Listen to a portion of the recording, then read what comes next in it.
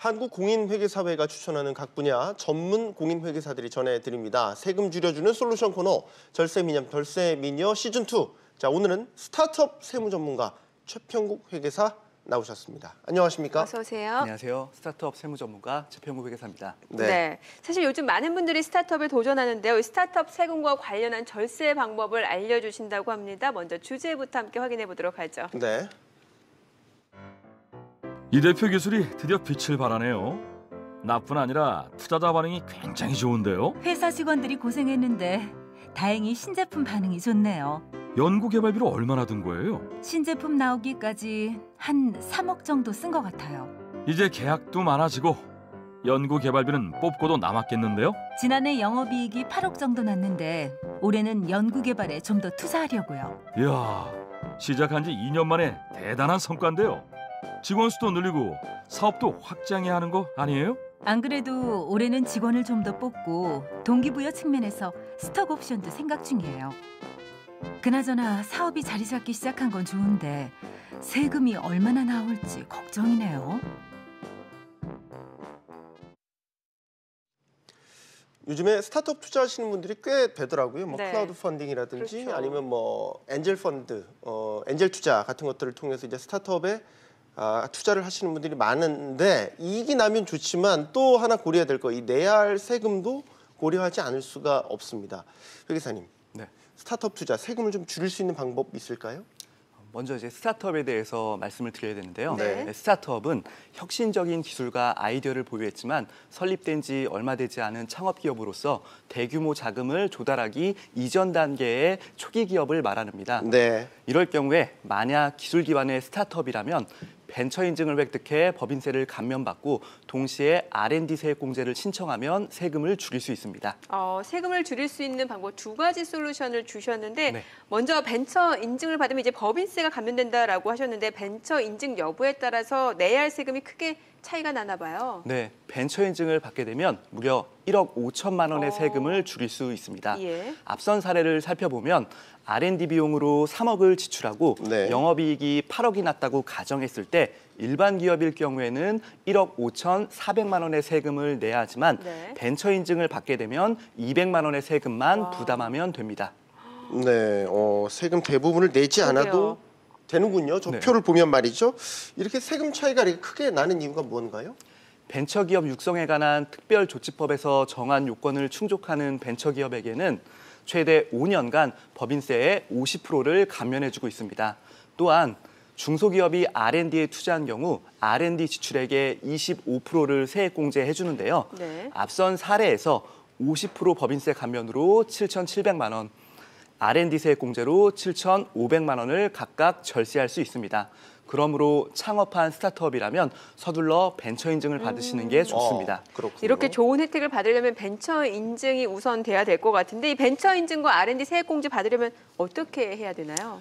먼저 벤처 인증의 경우 소위 말하는 벤처 캐피탈과 같은 적격 투자자로부터 투자를 받거나 기술 보증 기금 등과 같은 기술 평가 기업으로부터 평가를 받는 방법이 있습니다. 한편 R&D 세액공제의 경우에는 기업부설 연구소를 설립하고 네. 연구소 내 전담 인력을 배치해 연구노트 등으로 R&D 활동을 기록하고 정리해야 합니다. 네. 예. 스타트업에는 이렇게 세금 혜택이 많은데 스타트업에 투자한 투자자도 있지 않습니까? 요즘 뭐 이제 엔젤 클럽 같은 것도 많이 활성화되어 네, 있는데 네. 이 벤처기업의 투자를 고민하는 사람들에게도 도움이 될 사항이 있을 것 같습니다. 이들에 대한, 그러니까 투자자들에 대한 혜택은 어떤 게 있나요? 네, 정부는 투자 유치 활성화를 위해서 스타트업 투자자에게도 여러 가지 세금 혜택을 주고 있습니다. 네. 먼저 스타트업에 투자할 경우 일정 금액을 한도로 100%의 소득 공제가 가능합니다. 또한 네. 투자자가 보유한 스타트업 주식을 매도할 때 양도세를 납부하지 않아도 됩니다. 물론 모든 스타트업 투자에 대해서 소득공제나 양도세 비과세가 적용되는 것은 아니기 때문에 네. 요건에 해당되는지 꼼꼼히 살펴봐야 합니다. 스타트업 투자 활성화를 위한 굉장히 좋은 유인책으로 보이는데, 자, 스타트업, 벤처 기업과 투자자에 대한 세금 혜택을 알아봤는데, 자, 그렇다면은 이 스타트업에서 실제로 일하는 근로자에 대한 세금 혜택은 따로 없나요? 네, 있습니다. 예. 스타트업에서 일하는 근로자 역시 여러 가지 세금 혜택이 있습니다. 네. 먼저 연말정산 때 적용되는 중소기업 취업 근로자에 대한 소득세 감면 규정이 있는데요. 중소기업 규모 요건을 충족한 회사의 근로자는 150만 원 한도 내에서 70%의 소득세가 감면됩니다. 네. 또한 자금이 넉넉하지 않은 스타트업이 인재를 확보하기 위한 수단으로 활용되는 게 스톡옵션인데요. 근로자가 받은 스톡옵션을 행사 시점이 아닌 실제로 돈이 들어오는 주식 양도 시점에 과세하는 2월 규정이 있습니다. 네. 이러한 세금 혜택을 적용받기 위해서는 관할 세무서에 신고가 필요하며 규정이 좀 복잡해 실제로 적용이 가능한지 여부에 대해서는 역시 꼼꼼한 검토가 필요하겠습니다. 네. 네. 정부가 지금 스타트업 근로자에게 혜택을 주는 것은 중소기업의 고용을 유지하기 위한 방편으로 보이는데 네. 고용을 많이 한 기업의 경우에도 세금 혜택이 있다면서요? 네, 맞습니다. 정부는 고용을 늘린 기업에 대해서도 세금 혜택을 적용해주고 있는데요. 네. 먼저 현재 고용 수준을 유지한 상태에서 특정 자산에 투자한 경우 투자액의 최대 3%까지 세액공제가 가능합니다. 네. 또한 상시 근로자 수가 증가한 경우에는 증가한 인원 1인에 대해서 최대 1,200만 원의 세액공제가 가능하며 사회보험료 납부액에 대한 세금 혜택 역시 지원해주고 있습니다. 이러한 세금 혜택은 규모가 상당히 크기 때문에 놓치지 않고 신청하면 세금을 줄일 수 있습니다. 한 가지 주의할 점은 고용 창출과 관련돼 세금 혜택을 적용받은 기업은 향후 일정 기간 동안 늘어난 고용 수준을 유지해야 한다는 것입니다. 네. 만약 상시 근로자 수가 줄어들게 되면 기존에 받았던 세금 혜택에 가산세까지 더해서 세금을 납부하셔야 합니다. 네. 고용 수준을 유지해야만 세금 폭탄을 피할 수 있다라는 점도 주의를 하셔야 될 것 같은데, 자, 그런데 사실상 대부분의 스타트업은 초기에는 손실이 나는 경우가 많지 않습니까? 그렇기 때문에 더더욱 이 스타트업들이 세금과 관련해서 주의할 사항이 있을 것 같아요. 말씀하신 대로 많은 스타트업들이 손익분기점을 넘기지 못하고 손실을 내고 있는데요. 네. 중요한 것은 손실이 발생하는 스타트업이라고 할지라도 반드시 회계장부를 작성해야 한다는 것입니다. 장부 작성을 통해 손실을 기록하고 이를 관할 세무서에 신고하면 향후 이익이 발생했을 때 해당 이익에서 과거 손실을 공제할 수 있어서 세금을 줄일 수 있습니다. 예. 이러한 손실액은 발생일로부터 10년간 적용이 가능합니다.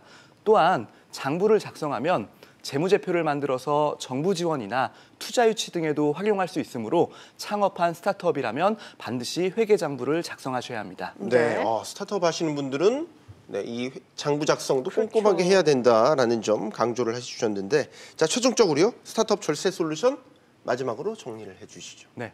먼저 기술 기반의 스타트업이라면 벤처 인증을 획득하고 R&D 지출 관련 징빙을 잘 구비해서 50%의 법인세 감면과 R&D 지출액의 25%의 세액공제를 적용받으셔야 합니다. 둘째, 고용이 증가하는 스타트업은 고용 창출과 관련된 각종 세액공제를 챙기는 게 중요합니다.